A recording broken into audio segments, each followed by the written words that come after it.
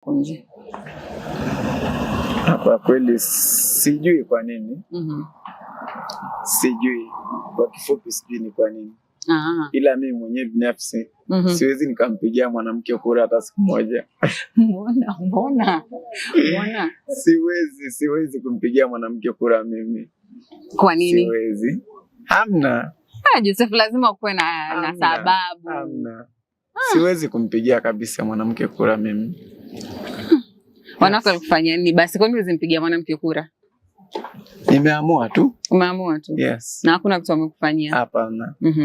Mimi mwenyewe na mke. Sasa niwachukieje? Yani ni kwamba sipendi tu kuongozwa na mwanamke. Sitaki yani. Kwa kifupi. Yes. Okay.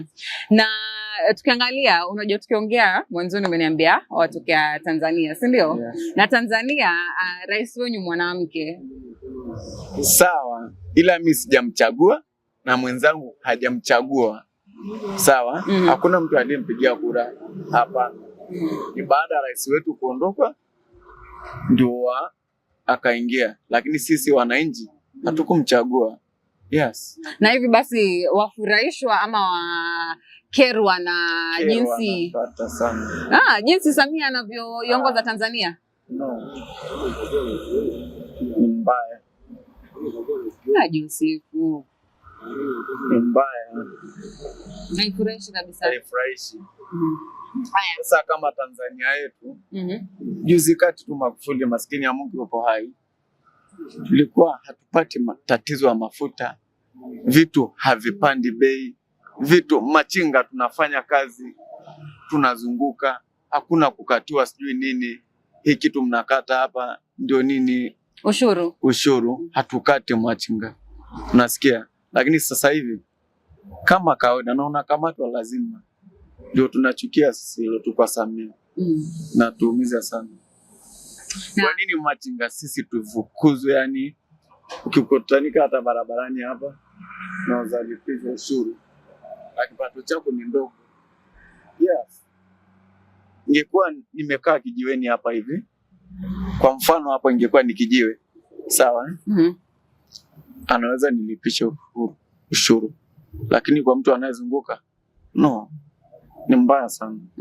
Yes. Kwa hivyo kwa biashara ni ngumu kufanya saizi.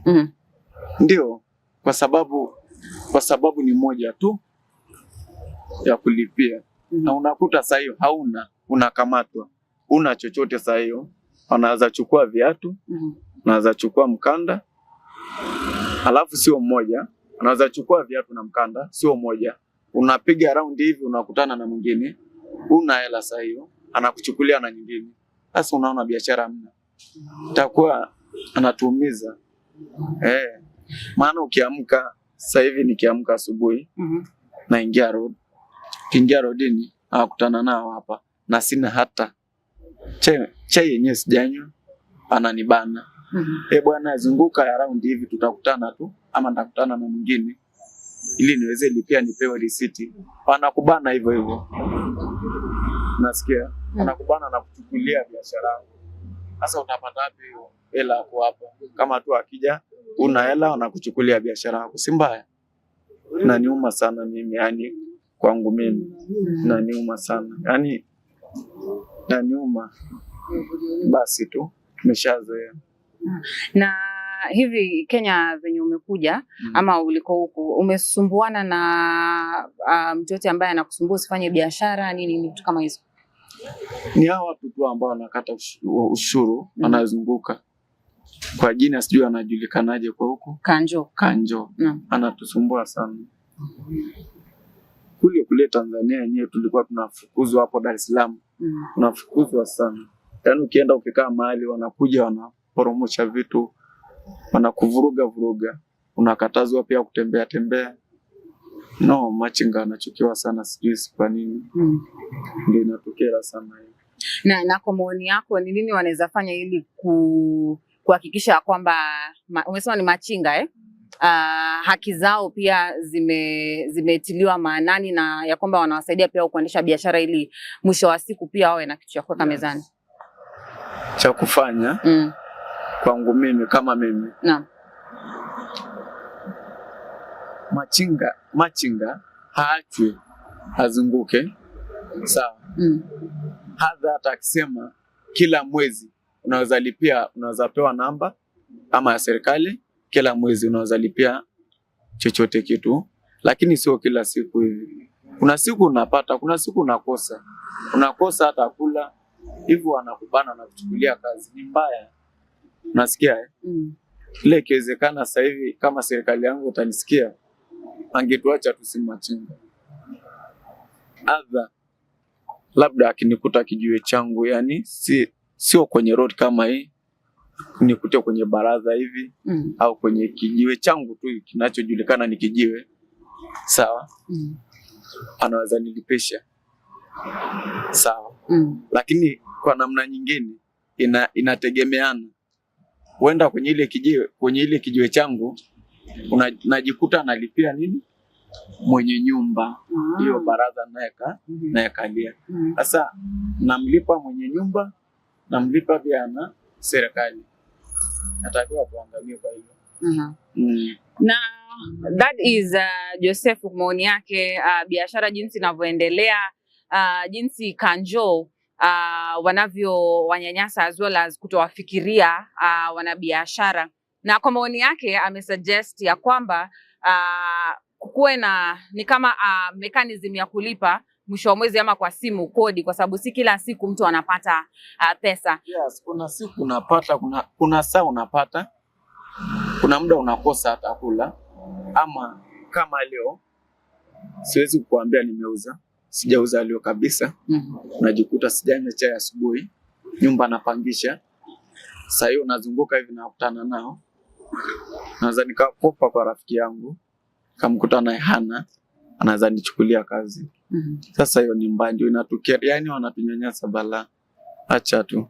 Kama asubuhi amenibana vibaya sana na sina chochote, ndio mimi nimekuja ukaa zangu hapa barabarani kama nitapata chochote kitu. Yes. Anatuumiza sana. Alafu na profesio waelewa. Unajua mtu muelewa, kumwambia basi sina sasa hivi, zunguka around, tukikutana naweza nikakupea, ama zunguka, tukikutana kama sijapata tutaweza zunguka, unaweza ukanikutia mahali uliko nikutia kama nikijue changu, sawa. Kama unazunguka kama mimi, tutakutana tu nimeshapata, nampea, ananipa risiti yangu. Saa zingine hata unaweza mpa, anakunyimia risiti. No, ni mbaya sana, inaniumiza mimi, lakini kwangu mimi. Pole sana kwa kupitia nani. Pole sana. Yeah, so that's it for Ask Siasa on why or how the government can actually ensure that wanabiashara wameangaliwa na haki zao pia zimemudiwa. See you in the next Ask Siasa. Welcome to Ask Siasa with me, Tamara Patience, of course, where we ask questions about politics, about governance. We get your answer as well as your opinion on what is happening. What's your take on what is happening in Kenya, in Africa, in East Africa, and the world at large? Who is your governor? Which county do you belong to? Hizo maswali zote ndio tunauliza. Now, today's question, of course, let me start by a brief explanation of what is happening. So, of course, in Kenya, we know that the fight or the movement to get female leadership or to increase female leadership ni kitu iko. And we have Ledamo Lekina, who has made a suggestion about gender rotational leadership. So gender rotational leadership basically ni if a woman vies for a governor or gets a governor seat in 2022, then come 2027, a male or a man is supposed to take that particular seat. So nataka kujua maoni yako kuhusu hii. Is it something that can work in Kenya? And I'm joined by, okay, you'll introduce yourself today wakusikia. My name is Henry Onderi Nyamweya.